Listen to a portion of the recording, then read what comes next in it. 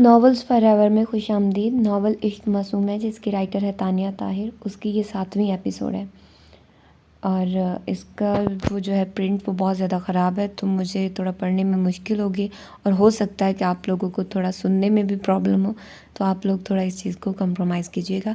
तो आइए जल्दी से स्टार्ट करते हैं इस 7वीं एपिसोड को बगैर किसी देर के। ज़ार वापस घर आया था। अफ़ीन के पास जाने से पहले उसने पास से गुजरती खुशबू में लदी आलिया को गुजरते देखा। उसके चेहरे की मुस्कुराहट ने ज़ार के दिमाग को पूरी तरह कह दिया था कि उसे अपने डॉग्स और ऐना की बातें याद आ गई। उसने एक तेज़ नज़र से बस ये देखा था कि वो औरत कहाँ जा रही है। आलिया घर से बाहर जा रही थी, कहाँ उसे इल्म नहीं था, मगर जैसे ही वो बाहर निकली वैसे ही ज़ार ने अंशाह के रूम का रुख किया और वो कमरे में आ गया। कमरे में उसकी नज़र सीधा कबर्ड पर गई थी और उसने ड्रेसिंग पर पड़ी पिन से कबर्ड का लॉक खोला। ये ट्रिक उसे बचपन से आती थी। जब अंशाह उसे सज़ा के तौर पर रूम में बंद कर देते थे तब वो यही करता था। उसने अलमारी खोली और उसे आलिया के ज़ेवरात के डिब्बे दिखाई दिए। उसने मज़ीद कुछ सोचे उन डब्बों को चेक किया और एक डब्बे से हीरे का नेकलेस निकाल लिया। ये ऑफ कोर्स ख़ास था क्योंकि अंशा ने यही सेट उसे शादी पर तोहफ़ा दिया था। वो मुस्कुराता हुआ वो सेट उछालता हुआ उससे बाहर निकल आया और उसने अफ़ीन के रूम की राह ली। वो उनके पास आया और उन्हें वो सेट दिखाने लगा। वो सेट अफ़ीन अच्छे से पहचानती थी। ये क्या है ज़ार? अफ़ीन हैरान थी। आलिया मोहतरमा की मुंह दिखाई। आपको याद नहीं मम्मा? ज़ार बोला, जबकि अफ़ीन ने नफ़ी की। मुझे याद है, मगर ये तुम्हारे पास क्या कर रहा है? अफ़ीन बेहद परेशानी से बोली। आप समझिए चोरी कर लिया है, बेच कर गरीबों में बांट दूंगा। उसने हंसते हुए कहा। क्या फजूल हरकत है ये? तुमने उसका सेट चोरी क्यों किया है? अफ़ीन को गुस्सा आया। उससे पूछिए उसने मेरे कुत्तों को क्यों मारा है? ज़ार भी भड़का। क्या? अफ़ीन शॉक्ड हुई। मगर कुत्ते पर गोली तुमने खुद चलाई थी। मुझे तो उस दिन से तुम्हारी इस हरकत की वजह समझ नहीं आ रही। उस नफसियाती औरत ने मेरे कुत्ते को पत्थर से मार दिया था और वो इस बात पर खुश हो रही है, कहा उसने। ज़ार को शिकस्त दी। मुझे यकीन है मैं डैड को ये बताऊंगा, वो मेरी बात कभी नहीं मानेंगे। और सच बताओ ना मॉम, डैड तो ये भी नहीं मानेंगे और चोरी करेगा वो भी। मैं ये चोरी करूंगा सो कॉल्ड हीरे का सेट? वो कहका लगाकर हंस दिया। अफ़ीन यूं ही बैठी उसकी हरकत देख रही थी। उन्हें शदीद फिक्र हो रही थी ज़ार की। मुझे तुम्हारी शादी कर देनी चाहिए ताकि तुम इन हरकत से बच जाओ, वो बोली और उसके हाथ से नेकलेस लेना चाहा। मम्मा, जब वो मेरे कुत्ते को मारने का जवाब दे देगी मैं भी उसे के हाथ में ये दे दूंगा। मुझे हीरे के हार पहनने का बिल्कुल शौक नहीं। वो उठ गया। बीवी आएगी ना तो इंसान बन जाओगे। वो नफ़ी में सर हिलाने लगी। तो ले आइए बीवी, मैं भी देखूं इंसान कैसे बनाती है मुझे। वो शरारती नज़रों से उसे देखने लगा। तुम्हें कोई लड़की नहीं पसंद? अफ़ीन मध्यम सा मुस्कुराई। मुझे दुनिया में एक ही औरत पसंद है और वो मेरी माँ है, और उसके सामने कुछ भी मेरी पसंद नापसंद कुछ नहीं। वो उनके हाथ थाम गया। अफ़ीन मुस्कुरा दी। अगर मैंने कोई काली छोटे कद वाली ढूंढ ली तो? अफ़ीन ने हंसी रोकी। वो उनके करीब आया। बस ये आलिया जैसी ना हो, बाकी कोई भी चलेगी। वो जैसे ही बोला दोनों माँ बेटे दिल खोल कर हंसे और इसी दौरान अंशा दरवाज़ा खोलकर अंदर दाखिल हुए। किस बात पर हंसी आ रही है? वो सोफे पर बैठ गए। मम्मा कह रही थी तुम्हारी शादी कर देनी चाहिए ताकि तुम सुधर जाओ। ज़ार माँ की गोद में सर रखता लेटता बोला, जबकि नेकलेस वो छुपा चुका था, दोबारा पॉकेट में रख चुका था। अंशा ने सर हिलाया। हाँ, तुम्हारा सुधरना बहुत ज़रूरी है। कोई लड़की पसंद है तो बताओ। मुझे आपकी पसंद पसंद आई है डैड, मगर अपनी शर्त के साथ। गहरी नज़र बाप के चेहरे पर डालता वो बोला। अंश उसकी तरफ घूर कर देखने लगे। भूल जाओ। ना भूलूँ तो? पिटोगे? अंश गुस्से में लगे। मार ले। ज़ार भी बाजिद हुआ। ये मेरी सोच थी, आलिया कभी नहीं मानेगी। उस नफसियाती से जानना भी इल्म नहीं चाह रहा है, बस उसे अपनी ज़िंदगी और घर से निकाल दे। ज़ार, अंशा तैश में भड़के। अंशा मेरी माँ इस घर में फालतू नहीं है जो कभी एक बार उनके कमरे में चक्कर लगा लेते हैं। मम्मा कहीं जाती थी, मैंने खुद देखा है, आप अमीर इतनी सख्ती करते थे, यहाँ तक कि हाथ भी उठाते थे। आज आपकी महबूबा निकल गई घर से, आपने एक बार भी पूछने की जहमत की है? वो चीखा और अंशा का बेसाख्ता उस पर हाथ उठ गया। बस बकवास करा लो इससे, जो दिल में आएगा जिस किसी को जैसे मर्जी चाहे सुना देगा। तुम्हें मैंने कह दिया ज़ार, मेरे मामलात से दूर रहो। और वो माँ की जगह डैड, वो भी धाड़ा।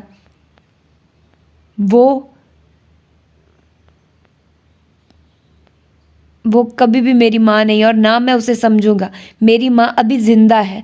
वो हलक के बल चीखा था। अफीर ने उसका हाथ पकड़ लिया मुस्कुराते मौल में। वो तो समझ भी ना सकी कैसे बात इतनी ज़्यादा बिगड़ गई। ये तुम्हारी दी हुई शय है। अब तो मुझे यकीन होने लगा है तुम ये सब इससे करा रही हो। जब मुझे शादी की इजाज़त तुमने खुद दी है तो इससे कहो इंसान का बच्चा बनकर रहे। अंशा का बस बेटे पर ना चला तो बीवी को सुनाने लगे। अफीर ने ज़ार की तरफ देखा। जाइए आप यहाँ से, ज़ार बिना लिहाज के बोला। ज़ार, क्या बदतमीजी है ये? बस यही सुनाना था ना तुमने मुझे, अफीन भीगे लहजे में बोली, जबकि ज़ार ने भरपूर शाकी निगाह बाप पर डाली और खुद ही दोनों के बीच से उठ गया। वो गलत नहीं था और उस दिन तक अपने मौक़िफ़ पर डटा रहेगा जब तक उसका बाप उस औरत को ना छोड़ दे। जबकि अंशा ने रोती हुई अफीन को देखा। लड़की देखो इसके लिए और शादी की तैयारियां करो, वो हुक्म देते वहाँ से चले गए। जबकि अफीन को ज़ार की फ़िक्र लगी थी। अंशा ने बिला वजह उस पर हाथ उठाया था, मगर वो भी तो बहुत बदतमीज़ी कर जाता था। आलिया नहीद के घर से लौटी तो ऐना पर सख्त गुस्सा था उसे। ऐना असपर की कॉल बैक नहीं कर रही थी। उनका इरादा ऐना के पास जाकर वापस उसे यहाँ लाने का था। आलिया ने अपने जेवरात उतारे और उन जेवरात को रखने लगी तो वो रोज़ अपने जेवरात गिनती थी। उसने दोबारा सारे बॉक्स खोले तो उसकी शादी पर जो अंश ने नेकलेस गिफ्ट किया था वो यहाँ मौजूद नहीं था। हकीकी मायनों में आलिया के तोते ही उड़ गए। वो बेसाख्ता खड़ी हो गई। अंश, वॉशरूम से बाहर निकलते अंशा को उसने पुकारा। वो उसकी तरफ देखने लगे।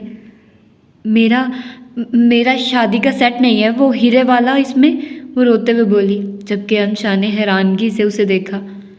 ऐसा कैसे हो सकता है? यहाँ तो कोई चीज़ कहीं नहीं जा सकती। तुम देखो, तुमने कहीं और रखा होगा, वो बोले। नहीं, मैं यहीं छोड़कर गई थी नहीद के घर शाम को। मैं सच कह रही हूँ अंश, ये देखिए डब्बा खाली है, वो बोली तो अंशा ने गहरा सांस भरा। यहाँ से कोई नहीं उठा सकता। आलिया अच्छे से देखने लगी। अंश, आपकी बात वही थी। आलिया ने डब्बा ज़मीन पर फेंक दिया। ये अपने बेटे ज़ार ने या यहाँ आपकी बीवी ने उठाया है। उन्हें ही सबसे ज़्यादा मैं इस घर में चुभती हूँ। क्या फजूल बोल रही हो? अंश ने गुस्से से उसकी तरफ देखा। नहीं, मैं सच कह रही हूँ, ये ज़ार ने ही किया है। वो जानबूझकर मुझे तंग करता है अंश। वो गुस्से से कमरे से बाहर निकल गई। अंशा भी उसके पीछे निकले। आलिया, फजूल तमाशा ना करो, ज़ार भी कभी ऐसी हरकत नहीं कर सकता। अंश की कड़क आवाज़ पर भी आलिया नहीं रुकी और अफीन के कमरे का दरवाज़ा बजा दिया। अफीन नमाज पढ़ रही थी ईशा की। बाहर निकली। वो आलिया का रोता हुआ चेहरा देखने लगी। कहाँ है मेरा नेकलेस? मेरा नेकलेस वापस दो मुझे, वो चीखी। अंशा ने उसे पीछे किया। तुम पागल हो गई हो आलिया? अफीन के सामने खड़े वो पूछ रहे थे, जबकि अफीन सब समझ गई थी। ये इसका मुंह बता रहा है, ये जानती है मेरा नेकलेस कहाँ है। यहाँ सिर्फ इसका बेटा जानबूझकर ये सब कर रहा है। ज़ार है ना, ज़ार? आलिया अंशा को वो एक नेकलेस पर पागल होती महसूस हुई थी। उसने ज़ार के कमरे का दरवाज़ा बजा दिया। फाड़ खाने वाले अंदाज में उसने दरवाज़ा खोला। सामने आलिया थी। आंखों में तैश लिए वो आलिया को देखने लगा। मेरा नेकलेस वापस करो मुझे, ज़ार की सुर्ख आंखें देखते हुए वो बोली। जबकि अंशा अपने उसे पीछे खींच रहे थे। उसकी हालत से ज़ार के दिल पर सुकून के छींटे पड़ गए। उसने हाथ सीने पर बांधे और सुकून से अब अपने बाप को देखने लगा। गोया कह रहा हो, वो ऐसे ही उसे नफसियाती नहीं कहता। ये जिस तरह मुस्कुरा रहा है, इसी के पास मेरा सेट। अंश ने खींचकर उसके मुंह पर थप्पड़ मार दिया। पागल हो गई हो? मेरा बेटा तुम्हारा सेट क्यों चुराएगा? तुम्हारी बहू भी इसी घर में है, पूछना है तो उससे पूछो। और अब मजीद तुमने तमाशा किया तो एक और थप्पड़ खा लोगी। ये घर है, कोई चिड़िया घर नहीं। वो घर आए। आलिया हैरान ही रह गई। नताशा भी गड़ी ये सब देख रही थी। बेवकूफ़ औरत, अगर तुमसे ये गुम हो गया है तो दूसरों पर इल्ज़ाम धरने की ज़रूरत नहीं। भरी पड़ी अफीन की अलमारी हीरो जेवरात से, वो क्यों चुराएगी तुम्हारा सेट? और जार औरत है जो तुम्हारे सेट पहनकर फिरे। अंशा उसकी आंखों में आंखें डाले सवाल कर रहे थे। किस बिना पर तुम मेरे बेटे पर इल्ज़ाम लगा रही हो? वो उसे झंझोड़ कर बोले। बदला ले रहा है ये मुझसे, वो बोली। कैसा बदला? क्या किया है तुमने? अंशा ने घूर कर उसकी तरफ देखा। जार की मुस्कुराहट फैल गई। उसने आलिया की जानिब देखते दिलकशी से एकांत दबाई। आलिया ने अंश को उसकी जानिब मुतवज्जे किया। ये हंस रहा है, इसके पास है अंश, मैं सच कह रही हूँ। आलिया, मेरी बर्दाश्त से बाहर हो रहा है अब ये सब, अंश गुस्से से कहते उसे घूरते वहाँ से चले गए। जबकि अंश के जाते ही जार गुनगुनाना शुरू कर दिया। वो आंखों में तासुर और लबों पर दिल जला देने वाली मुस्कुराहट लेकर उसको देख रहा था। अफीन को आलिया की नज़रों से खौफ आ रहा था। जार अंदर चलो। अफीन ने जार को अंदर धकेला और दरवाज़ा बंद कर दिया। क्या मिलेगा उसे चुराकर? नताशा को इस तमाशे की वजह समझ नहीं आई। क्योंकि वो जानता है उसका कुत्ता मैंने मारा है, वो चीखी, मगर वहाँ उसकी चीख सुनने वाला कोई नहीं था। दूसरी तरफ जार खुलकर हंस हंस कर लूट पूट हो रहा था। बहुत बुरा किया जार तुमने, वापस कर दो उसका सर। अफीन शर्मिंदा सी थी। उसकी नज़र में 2 टके के सेट की कितनी औकात है? वो एक लालची औरत है जो मेरे बाप को लूटना चाहती है सब, और मैं उसे डैड की ज़िंदगी से निकाल कर रहूँगा। जार संजीदा हुआ। कभी नहीं करेंगे अंश ऐसा। अफीन फीका सा हंसती। जार चुप हो गया। तुम इन सब मामलात में मत पड़ो, मुझे बताओ मैं अपने बेटे के लिए कहाँ से लड़की ढूंढूं? वो प्यार से उसके बालों में हाथ चलाने लगी। माही, जार के मुंह से निकला और अफीन मुस्कुरा दी। जबकि ऐना का एक अक्स जार की आंखों में था। उसे यकीन था वो बिन मौत मर जाएगी, मगर वो अपने किसी अज़म से पीछे हटने को तैयार नहीं था। हाँ, उसे मोहब्बत थी तो ऐना से थी, ये बात कोई बदल नहीं सकता था। ऐना के पेपर से स्टार्ट हो चुके थे। जार 3 दिन से उसके पास नहीं आया था। उसने अपना सेल सदाम के फोर्स करने पर खोल लिया था और तब से उसे कॉल्स आ रही थी असफर की। वो उससे बिल्कुल बात नहीं करना चाहती थी। असफर ने उसे डांटा था कि वो वहाँ से यहाँ क्यों आई है। वो चुपचाप उसकी सुनती रही थी, कोई जवाब नहीं दिया। जबकि असफर को शदीद गुस्सा आ चुका था उस पर। उसने रात आने का कहा था कि वो उसे अपने साथ डिनर पर ले जाना चाहता है। ऐना को परेशानी थी, मालूम नहीं जार को इल्म हो जाए तो वो क्या करे। तभी उसने फ़ोन बंद कर दिया और पेपर्स की तैयारी पर फोकस करने लगी। और पढ़ते पढ़ते उसे पता ही नहीं चला रात हो गई। मगरिब की नमाज अदा करके वो कमरे में आ गई। काफ़ी गर्मी थी, मगर उसे इस घर में कुछ बुरा नहीं लगता था। ये उसका घर था, उसे पसंद था। वो कमरे में आई तो याद आया कि जार उसके बाथरूम में फिसल कर गिर गया था। वो बेसाख्ता खिलखिला कर हंसती। वैसे वो कैसे गिरा होगा? और ना ही उसने उसे ये पूछा था कि जब सदाम आया तो वो कहाँ छुप गया था। वो सोचते हुए दोबारा से सेल फोन उठा गई। दिल तो किया उससे बात करे, मगर फिर उसने सेल फोन रख दिया जब उसे खुद एहसास नहीं कि 3 रोज़ से उसने उसके बारे में पूछा भी नहीं था। फिर क्यों वो खुद फ़ोन करे? अपनी अंगूठी की जानिब देखने लगी। ये अंगूठी जितनी बुरी उसे लगती थी, शायद ही दुनिया में कुछ इतना बुरा लगा हो। उसका ज़ख्म बेहतर था। तभी उसने अंगूठी को निकालने की ठान ली। वो जल्दी से उठी, पूरी उंगली पर साबुन मल दिया। उसने उसे खींचने की कोशिश की और तादेर कोशिश करती रही, मगर अंगूठी नहीं निकली। आज तो मैं तुम्हें निकाल कर रहूँगी, ऐना ने तप कर सोचा, और रूम में आकर उसने वैसलीन बहुत सारी लगा ली। अंगूठी शायद पहले ही उसके खींचने पर ढीली हो चुकी थी। वैसलीन लगते ही उसके खींचने पर फिसल कर उसके हाथ में आ गई। हाँ, वो हैरानगी से अंगूठी को देखने लगी। याहू, मैंने निकाल दी। वो उछलने लगी और उसने बेड पर वो अंगूठी फेंक दी, जबकि वो मसरूरियत से कमरे में झूमने लगी थी। ऐना सिर्फ जार की है, उसके दिल ने जैसे जला कर कहा था। अपने हाथ वो अंगूठी की तंग ग्रिफ से आज़ाद करके वो बहुत हल्का फुल्का महसूस कर रही थी। उसने वक्त देखा, ईशा की नमाज का वक्त था। शुक्राने के 2 नफल भी अदा करने थे आज उसने। तभी वो वज़ू करके सबसे पहले नमाज की अदायगी करने लगी। इसी दौरान उसका सेल फोन चीख रहा था। उसने तवज्जो नहीं दी। तकरीबन आधे घंटे में वो सब चीज़ से फारिग हुए तो सेल फोन देखा। असफर की कॉल्स थी। फिर निगाह घड़ी पर गई। अभी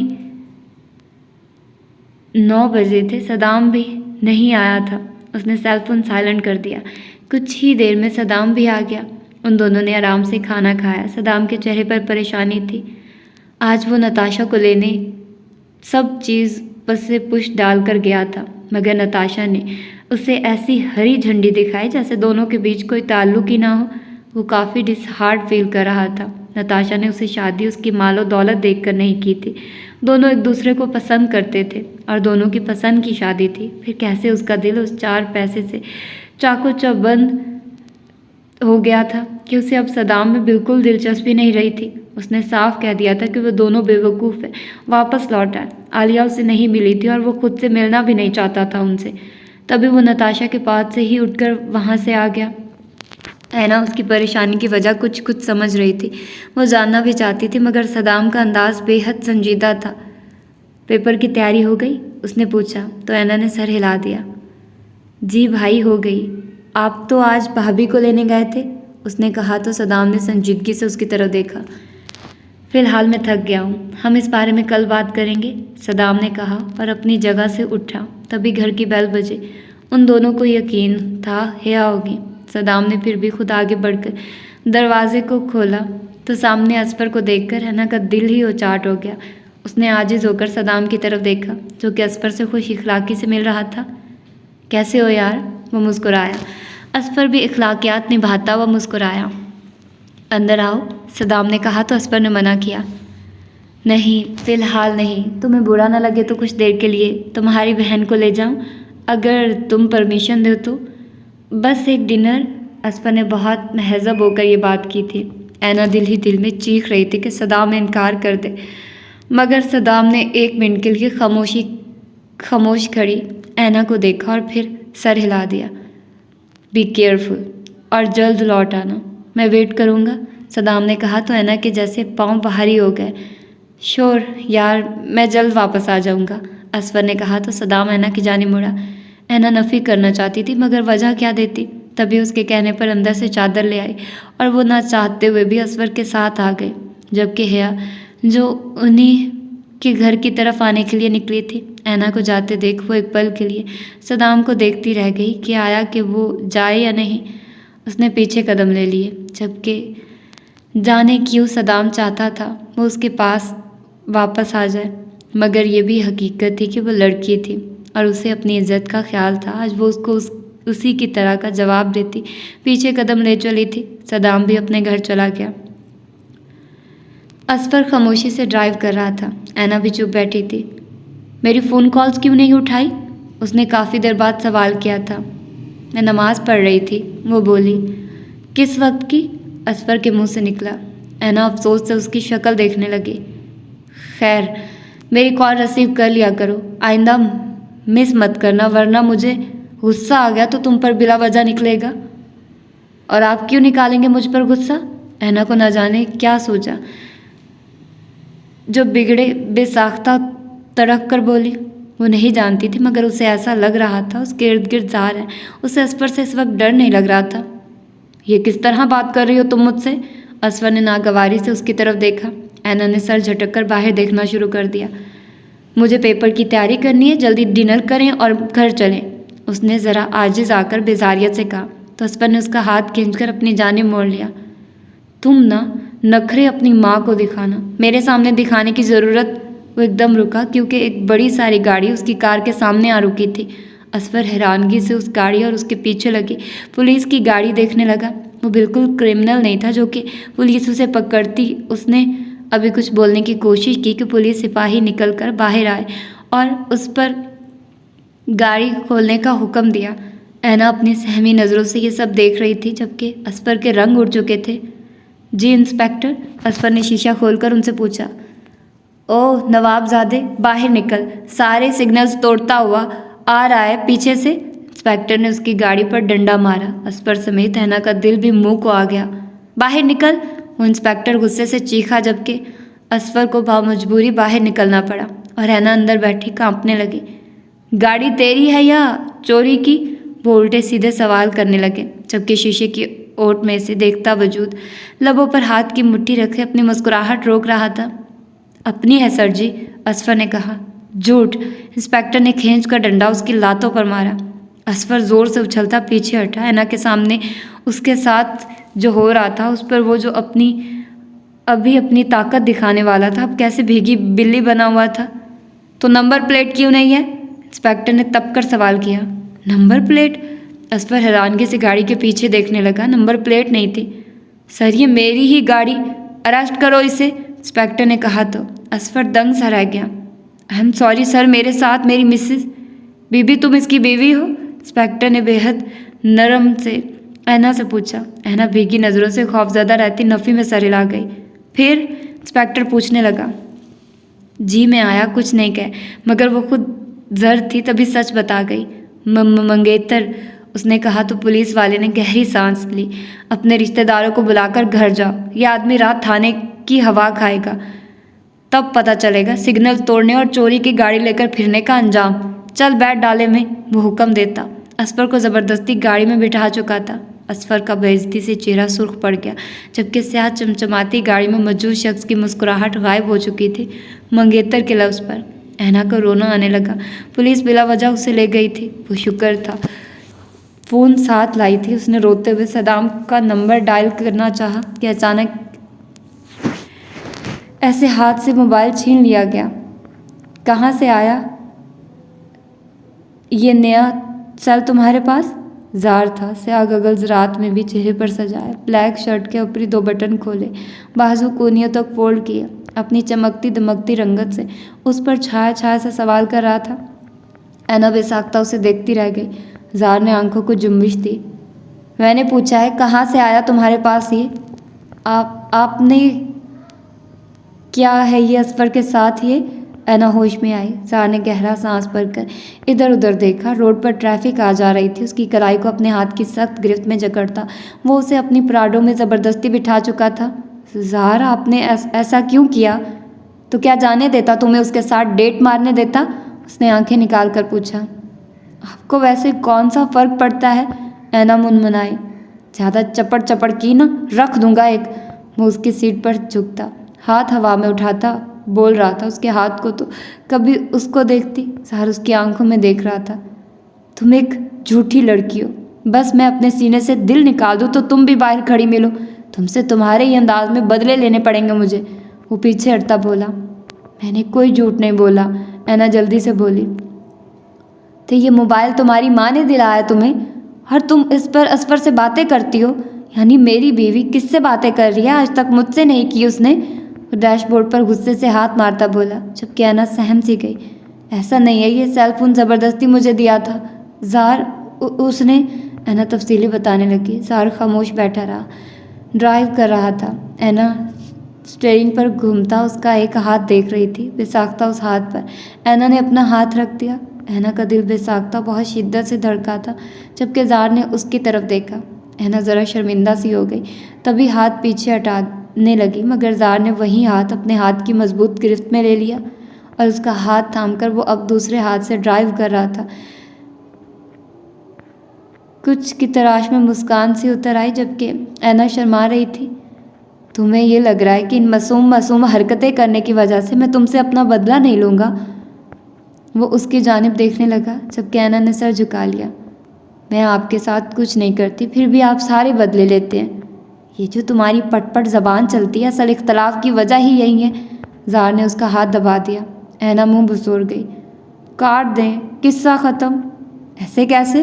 वो गहरी नज़रों से उसे देखने लगा, जबकि ऐना ने चेहरा मोड़ लिया। प्लीज़ जार, मुझे घर छोड़ दे। आपने ये क्या गेम खेली? अब क्या होगा? भाई को पता चल जाएगा, इस पर क्या करेंगे? ऐना, जार ने जिद चोकर उसकी तरफ, जबकि ऐना मुंह बसोर गई। जार ने उसके हाथों को टटोला। गुड, वो मुस्कुराया। ऐना के लबों पर भी मधम मुस्कान थी। जार ने मधम सा सॉन्ग गाड़ी में चला दिया। दोनों एक दूसरे की संगत में पुरसकून थे। ऐना का सेल फोन अचानक बजने लगा तो जार ने उसका मोबाइल शीशा खोलकर बाहर फेंक दिया। ऐना का मुंह खुल गया। ये क्या किया है आपने? वो हॉर्न थी। ये 25,000 का मोबाइल था, जबकि मेरा 3 लाख का। तुमने सोचा था उसे तोड़ते हुए? जार ने सुकून से कहा। आप अमीर हैं। ऐना गुस्से से उसे देखने लगी। जार ने अचानक गाड़ी रोक दी। और तुम? वो उसकी तरफ देख रहा था। अंदाज आशिकाना था, जैसे आज वो कुछ भी याद करना नहीं चाहता, मगर उस हसीन शाम के इख्तिताम पर वो जो ऐना को सदमा देने वाला था। मैं? ऐना कुछ भी जानती नहीं थी। उसके शहर में गिरफ्तार होने लगी, मगर साथ के साथ उसे फिक्र थी कि वो इस वक्त घर से बाहर थी और उसका भाई ये समझे हुए था कि ऐना असफर के साथ है। जार, ऐना के चेहरे पर मदहोशी के आलम में झुकता कि ऐना घबरा कर दूर हुई। सहार अगर असफर ने फ़ोन कर दिया भाई को और बता दिया कि सहार ने उसे कुछ भी बोलने से बाज रखा। जब तक मैं नहीं चाहूँगा वो किसी को फ़ोन नहीं मिला सकता। चित्रौल होने दो उसकी थोड़ी सी। किस तरह उसने मेरी ऐना के हाथ में अंगूठी डाली। वो बिगड़े तेवरों से उस पर झुका, बेहद नज़दीकी से उसके चेहरे के नकूश देखता पूछ रहा था। ऐना का दिल कुछ पुरसुकून हुआ और उसने ज़ार की जानिब देखा। एक उससे शायद, ज़ार आप मुझसे मोहब्बत करते हैं ना, वो पूछ रही थी। ज़ार ने उसका हाथ उठाकर अपने गाल पर रख लिया। हाँ, ना चाहते हुए भी, ये जान कर भी कि तुम एक चालाक, मकार, धोखेबाज लड़की हो और तुम्हारी वो मनहूस माँ मेरी माँ के हक पर डाका डाले बैठी है, ये सब जान कर भी मैं तुमसे मोहब्बत करता हूँ, वो बोला। ऐना के रेशमी बालों को कान के पीछे किया। अब उसका चेहरा वाज़े था। उसके दिल की धड़कनों का मधम मधम शोर ज़ार के कानों में रक्स कर रहा था। दोनों के बीच मोहब्बत का रक्स दिलकश था। मुझे कबूल कर लें ज़ार, हम कब तक इस तरह मिलेंगे?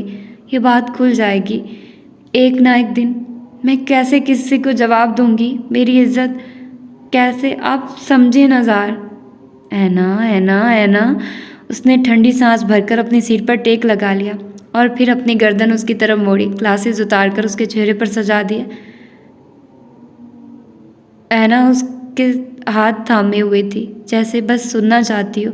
हाँ, मैं तुम्हें कबूल कर लूँगा जब तुम कहो तभी। मगर ज़ार मुस्कुराता रहा। शादी कर रहा हूँ तुम्हारी तरह मंगनी। लबों पर दिलकश मुस्कान लिए वो ऐना पर बिजलियाँ गिरा गया। ऐना के चेहरे की रंगत फक हो गई। उसने हलक में आंसुओं का गोला उतारा। ज़ार खुल कर हंसा। ये आप क्या कह रहे हैं? वो ग्लासेस उतार कर उसकी सूरत तकने लगी।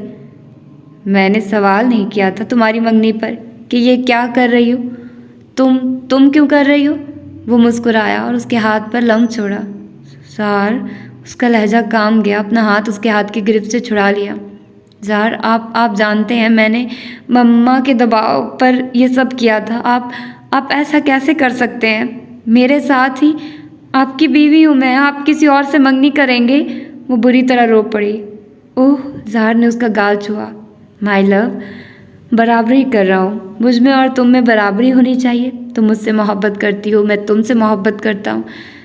तुमने उस फटीचर से मंगनी करके मुझे सुलगाया, मैं तुम्हारी टक्कर की लड़की से मंगनी करके तुम्हें जलाऊंगा। तुम्हें उसे अपना मंगेतर कहती हो, मैं उसे इश्क कहूँगा। तुम ज़ार से उलझ रही हो है ना? ज़ार तुम्हें चैन नहीं लेने देगा। तुम्हारा सुकून दो बातों में है। फिर कसम खाता हूँ एक दिन भी तुम्हें तकलीफ़ नहीं दूंगा। जानता हूँ तुम्हारे ये आंसू बहुत कीमती हैं और निकल मेरे लिए रहे, मगर वो औरत मेरी बर्दाश्त से बाहर है। जैसे तुमने मुझसे छुपाया कि वो तुम्हारी माँ है, उसी तरह बिल्कुल अपने दिल में ये छुपा लो कि मेरी मंगेतर कोई और है। हाँ, मोहब्बत तुम हो। मालूम नहीं ये मंगनी शादी तक पहुँच जाए। उसने शाने झुकाए और फिर से गाड़ी ड्राइव करने लगा। ऐना को चक्कर से आने लगे थे ये सब सुनकर। वो वाकई एक तरफ गाड़ी के दरवाजे में जाकर लगी। ज़ार ने तहम्मुल से उसकी तरफ देखा।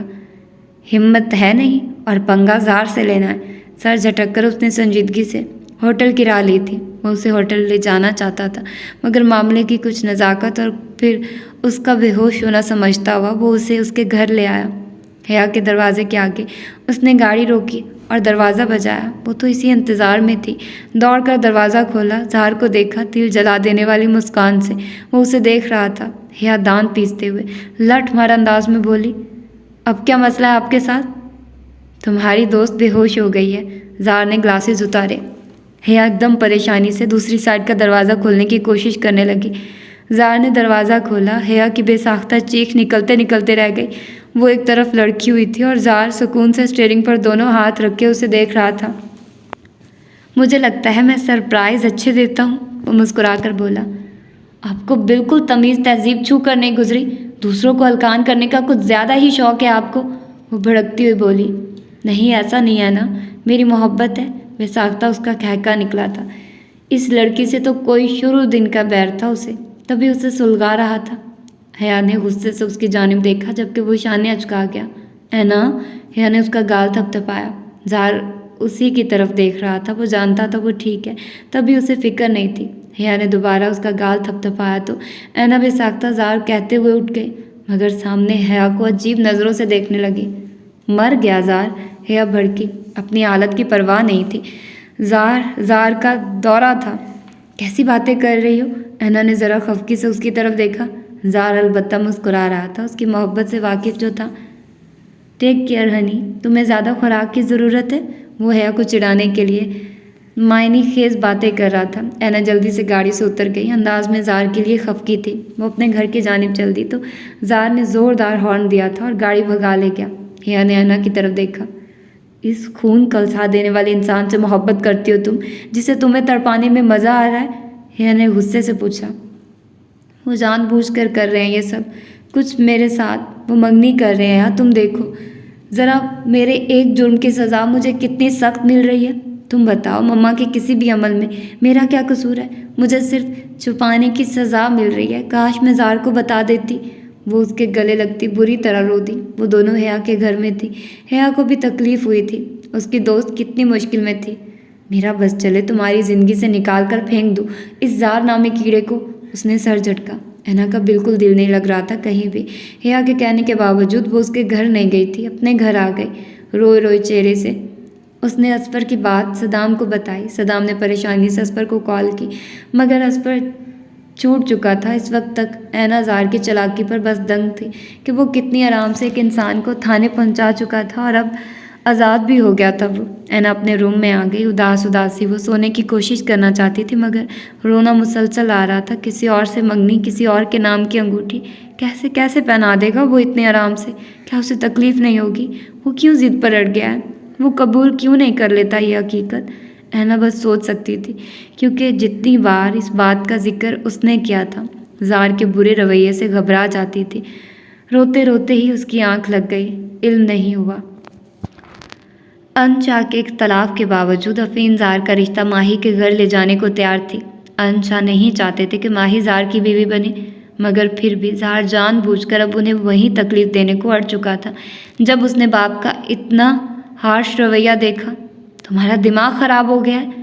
मैं चाहता हूँ मेरे बेटे की बीवी कम अज़ कम उसके स्टैंडर्ड की तो हो। स्टैंडर्ड की तो आपकी दूसरी बीवी भी आपके नहीं है, बल्कि कुछ भी नहीं है। शक्ल अच्छी होने से क्या होता है? इंसान का किरदार जितना बुरा उतनी बुरी शक्ल। चले माही का किरदार तो अच्छा है, ये तसल्ली मुझे, ज़ार ने सुकून से कहा। वो ऑफिस जाने के लिए तैयार हो रहा था। अनशा रफ़ीन उसके रूम में आए थे। बहुत मुंहफट हो चुके हो तुम। शुरू दिन से तुम्हारी ये बकवास बर्दाश्त कर रहा हूँ। चाह क्या रहे हो? अनशा भड़के। सिर्फ आलिया से आपकी अलहदगी, मेरी माँ का हक, और कुछ नहीं। उसने उनकी आंखों में देखते बागी लहजे में कहा। ये तो कभी नहीं होगा। अंश गुस्से से बोले। तो आपने क्यों सोचा मैं वो करूँगा जो आप चाह रहे हैं? उसने भड़कते हुए कहा। तो अफीन बीच में आ गई। बहुत अरसे बाद हमारे घर में खुशियाँ आने वाली हैं। बेहतर होगा इन्हें आप भी कबूल कर लें। जहाँ बेटा खुश है वहीं उसकी होने दें। मैं मान ही नहीं सकता इसको माही में कोई इंटरेस्ट है। बिला वजह किसी की ज़िंदगी ख़राब करेगा, सिर्फ और सिर्फ दूसरों को जलाने में। आपकी तो खुशबाश ज़िंदगी है, तो सुकून से रहिए ना। ज़ार अपना कोट फेंकता हुआ बोला। अंश उसे घूरते रहे, वो भी उन्हें घूरता रहा और अंश चुप होकर बाहर निकल गए। अफीन ने बेटे के शाने पर हाथ रखा। मत उलझा करो, खुश रहो। मैं तो बहुत खुश हूँ। तुमने किसी को चूज़ किया, मगर उसे खुश भी रखना ज़ार। जी ठीक है, अब जाऊँ? वो थोड़ा आजिज़ आता बोला। अफीन नफ़ी में सर हिलाती उस नकचिड़े को नाश्ते का कहकर बाहर चली गई, जबकि ज़ार गुस्से में ही सही तैयार होने चला गया था। वो ऑफिस आया तो एक पल के लिए सब एम्प्लॉयर्स उसे देखते रह गए। आज वो रॉयल ब्लू पेन कोट में था, जबकि ब्राउन ग्लासेस लगाए संजीदा सा वो अपने कैबिन की जानिब बढ़ने लगा कि 1 मिनट के लिए रुका।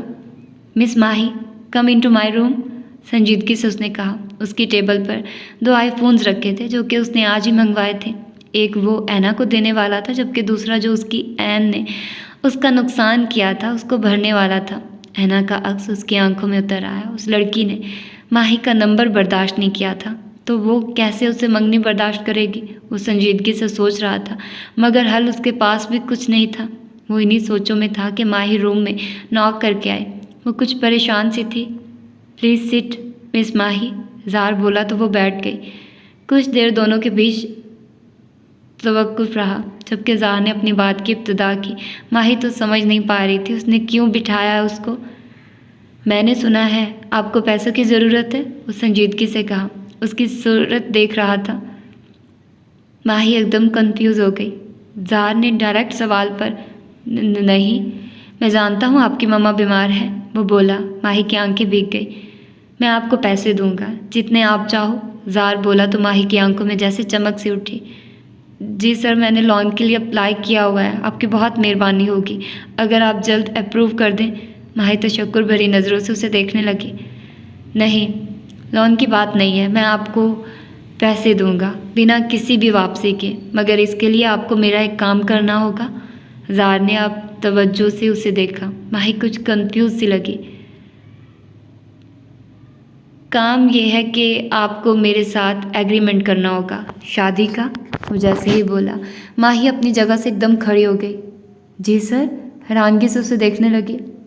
बात सुन ले तहम्मुल से पहले, ज़ार ने उसे दोबारा बैठने का इशारा किया। पेपर एग्रीमेंट, आपको मुझसे मंगनी करनी होगी सबसे पहले, और मेरी कोशिश होगी कि मंगनी पर ही बात ख़त्म हो जाए, लेकिन अगर शादी तक जाना पड़ा तो आप इस एग्रीमेंट के मुताबिक मुझसे पेपर मैरिज करेंगी। उसने एक कागज़ उसकी जानिब बढ़ाया। माही तो सांस रोक के उसे देख रही थी। मुझे इस वक्त आपकी मदद की ज़रूरत है और आपको पैसों की वजह मैं आपको दे सकता हूँ, ये एक तरह से जॉब ही है, वो बोला। माही तज़ब्ज़ुब का शिकार थी कि क्या बातें कर रहा था वो उससे। आप घर जाकर अच्छे से सोच लें, यकीनन आप अपनी मदर का इलाज ज़्यादा अच्छे से चाहेंगी, मुझे यकीन है आप इस बात पर आ जाएंगे, और ये यकीनन जहाँ मुझे दायरा देगा आपको भी जहाँ मुझे फ़ायदा देगा आपको भी उतना ही होगा। ज़ार ने बात ख़त्म की। माही उस पेपर को बैठी घूर रही थी। दूसरी तरफ ज़ार उसके कंफ्यूज चेहरे को देखकर उसे कुछ टाइम लेने का कहते हुए उसने उसे जाने का कहा। माही फ़ौरन निकलकर बाहर भाग गई, जबकि ज़ार का चेहरा बेहद संजीदा था। वो पिंक कलर में जो ऐनक के लिए खसूसी ऑर्डर किया था उसने सेल उठाकर देखने लगा। काफ़ी गौर से उसने उस सेल को था देर देखा और इसके बाद अपनी मर्ज़ी के मुताबिक वो उसमें सेटिंग करने लगा था। आलिया के लिए ज़ार की मंगनी नाकाबिले बर्दाश्त थी। कौन लड़की थी जो अब नए सिरे से इस घर में आने वाली थी। वो काफ़ी तजस्सुस में थी ज़ार की पसंद देखने के लिए, और उसे उस अनदेखी लड़की से खुद ब खुद नफरत भी होने लगी थी। अब ज़ार की मंगनी ऐना की मंगनी से ज़्यादा अच्छी होगी, और उसे यकीन था कि ज़ार के आपस ही के पास ही उसका वो कीमती सेट है। तभी उसने ज़ार के आने के बाद उससे बात करने का सोच लिया था। अफीन तो इस तरह खुश थी कि पहली बार कोई खुशी मिली हो। आलिया ने उसे तैयारियां शुरू करते देखा तो हंस पड़ी। अभी के रिश्ता हो रहा है, हुई बात हुई ना देखा और तैयारियां शुरू कर दी। वो तंजिया लहजे में सामान देखती बोली। अफीन लाउंज में मौजूद थी। अफीन ने उसकी तरफ देखा मगर जवाब कोई न दिया। उसने सकीना से सामान समेटने का कहा। आप अपनी बहू को पुराने कपड़े देने वाली हैं? वो ज़रा हैरानगी का इजहार करने लगी। नहीं, ये पुराना नहीं है, ये अंश की अम्मी का दुपट्टा है, तो ये पुराना नहीं हो सकता। और ज़ाहर की बीवी के लिए ये खसूसी 2 चीज़ें मैंने निकाली हैं, बाकी तो बच्चे जैसे चाहें शॉपिंग करें। ये कंगन और ये दुपट्टा, अफी ने उसे बताया। तो वो दुपट्टे को चंद लम्हे देखती रही, और उस दुपट्टे पर सोने की तारों से काम था, तो ये दुपट्टा नहीं मिला था, जबकि असूलन तो ये दुपट्टा उसके पास होना चाहिए। ताज और ये कंगन भी आलिया का मुंह बन चुका था, जबकि नताशा को अभी अपनी अम्मी के घर से लौटी थी तो वो भी दंग नज़रों से दुपट्टे पर हुआ सोने की तारों का काम देखने लगी थी। ज़ाहर की मंगनी की खबर सुनकर उसका दिल भी झुल चुका था। उसने भड़कते हुए अफीन को देखा। कल की लड़की को इतना कीमती सामान दिया जाएगा? वो चिढ़कर बोला। 3 तो उन दोनों ने हैरानगी से देखने लगी। भला इन दोनों को इस मामले में क्या ताल्लुक था, खासकर नताशा का। अफी ने वो सामान उन दोनों से दूर किया और कमरे में चली गई। उसे बिल्कुल अच्छा नहीं लगा था उन दोनों का अंदाज। पीछे आलिया करती रह गई। उसने नताशा की तरफ देखा और अपने चेहरे के जाविये दुरुस्त किए। तुमने घर कब जाना है? सदाम से कोई बात की या नहीं? वो पूछने लगी। सदाम से बात उस दिन ही होगी जब वो अपनी बहन के इशारों पर चलना बंद करेगा। नताशा का रवैया बहुत बुरा था। आलिया मुस्कुरा दी। मुझे पागल बनाना छोड़ो। जो तुम देख रही हो और एकदम ख्वाबों को बुलबुला टूट गया। वैसे तुम्हें शौहर ऐसा अच्छा मिला है अब, और जहाँ तक ऐना की बात है उसे तो मैं यहाँ लेकर आऊँगी। वो वहाँ रह रही है और इस तरह राब्ते में भी नहीं करती। बेवकूफ़ लड़की इतने शानदार रिश्ते को गवा ना दे अपनी बेवकूफ़ियों से, वो बोली और सर झटकती वहाँ से चली गई। जबकि नताशा उसकी तन से झुलसी हुई बातें और तंजिया गुफ्तगू को जानती थी कि वो क्या बोल कर गई है। वो और आलिया की पुश्त को घूरती रही। ज़ार घर लौटा तो कुछ अजीब सा तासुर था चेहरे पर। उसे इल्म तो था माही मान जाएगी, मगर दिल में कोई ऐसी बात नहीं थी, कोई तसल्ली हुई सुकून नहीं था। उल्टा उसका बस नहीं चल रहा था लम्हों में ऐना तक पहुंच जाए, मगर वो अपनी माँ के कमरे में चला गया। एक तरफ आलिया उसका इंतज़ार कर रही थी तो दूसरी तरफ नताशा। जबकि वो अफीन के पास आया और उसने अपनी माँ को माही के बारे में थोड़ी सी ब्रीफिंग की थी। मैं कल ही जाऊँगी। अफीन बहुत खुश थी। वो मुस्कुरा दिया। क्या वाकई खुश हैं? उसने माँ का खुशी से तमतमाता चेहरा देखा और सवाल किया। हाँ, वो मुस्कुरा दी। बहुत खुश हूँ क्योंकि मैं चाहती हूँ मेरा बेटा इन सब झमेलों से निकल जाए। वो बोली तो ज़ार ने गहरा सांस भरा। थक गया हूँ, थोड़ी देर बाहर जाऊँगा, उसने कहा। खाना तो खा लो। बाहर ही खा लूँगा, वो कहकर निकल गया। जबकि अफीन ने माही की तस्वीर देखी थी, प्यारी लड़की थी। वो मुस्कुरा दी। ज़ाहिर बाहर निकला तो इससे पहले अपने कमरे में जाता। आलिया उसके सामने आ गई। अंशा अभी ऑफिस में ही थे। ज़ार ने नफरत से उसकी तरफ देखा। मेरा सेट वापस करो, आलिया उसकी आंखों में देखती बोली। ज़ार ने उसकी तरफ देखा, सर्द सांस खींची और दीवार से टेक लगा ली। वो ऊपर से नीचे तक उसे हकारत भरी नज़रों से देख रहा था। मेरे कुत्ते जिंदा करो। मैंने नहीं मारा तुम्हारे कुत्तों को, आलिया भड़की। मैंने तुम्हारा सेट नहीं चुराया। उसी की बात लौटाकर मुड़ने लगा क्योंकि उस औरत को देखना ही नहीं चाहता था। ज़ार अंदर जाता है। आलिया ने उसका हाथ पकड़ लिया। ज़ार ने अपने हाथ की तरफ देखा और फिर आलिया की तरफ। हाथ क्यों पकड़ा है तुमने मेरा? वो घूरता हुआ चीखा। आलिया एकदम खफ़त ज़दा सी होकर हाथ छोड़ गई। मैं पूछता हूँ तुमने मेरा हाथ किस जुर्रत से पकड़ा है? वो धाड़ा। आलिया उसके एकदम बिगड़ने पर कुछ परेशान हुई थी, मगर फिर परवाह किए बिना बोली, क्योंकि तुम चोर हो और तुमने मेरा सेट चुराया है। जानबूझकर मैंने तुम्हारे कुत्तों को मारा है।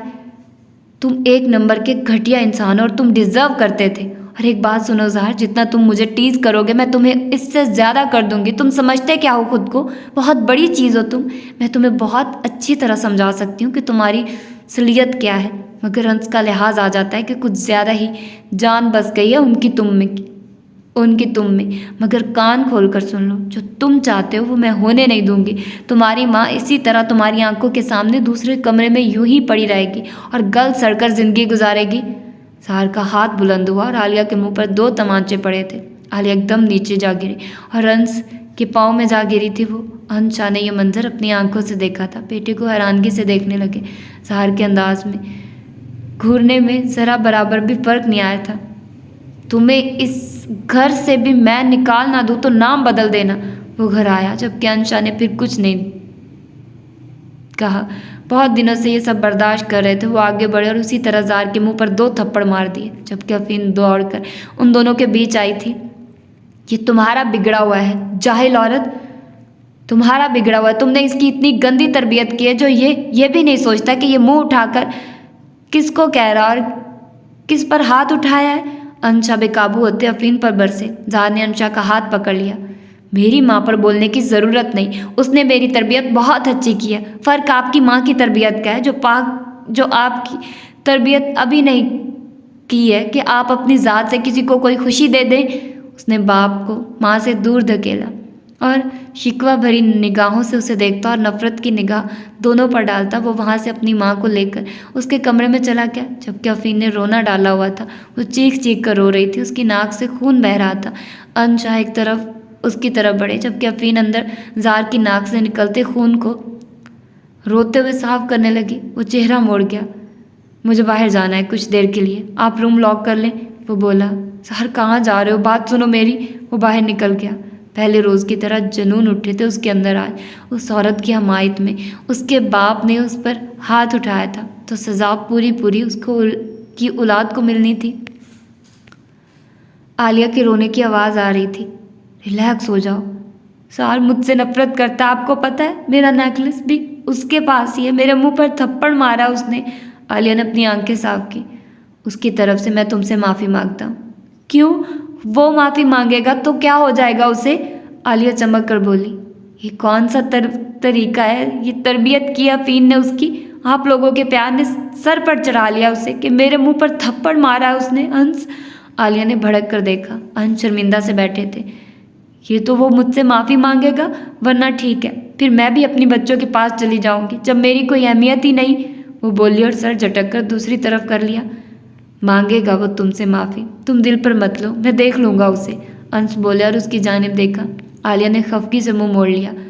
अच्छा गुस्सा मत करो, देखो मैंने भी उस पर पहली बार हाथ उठाया है तुम्हारे लिए। अंश को ज़रा अफसोस था, मगर ज़ार की हरकत नाकाबिले बर्दाश्त थी।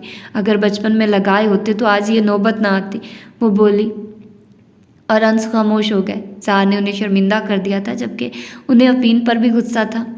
ये जो आपकी पहली बीवी है ना, पीछे पीछे रहकर वो सारे काम कराती है ज़ार से। ये लोग तो चाहते ही यही हैं, मुझे और आपको अलग कर दें। आलिया ने कहा तो अंशा ने गहरा सांस भरा।